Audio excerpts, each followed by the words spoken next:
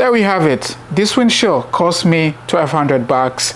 Very, very expensive. You get 1,200, you add the labor, which was 200, everything costs 1,400 to get this one done.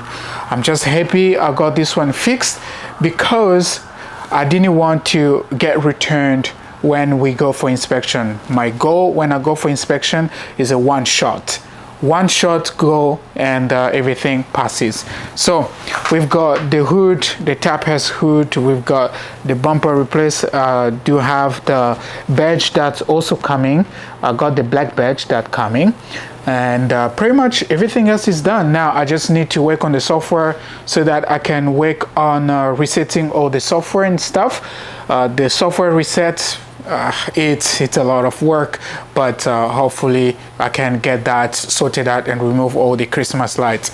In the price that they quoted me, they did want to do the calibration as well, which was part of the labor that they requested, but I told them I still have a lot of Christmas lights, so most likely the calibration may not work because you know what's up. So with that being said, the car is ready, and the car is ready for inspection. The car is ready for everything that needed to get done.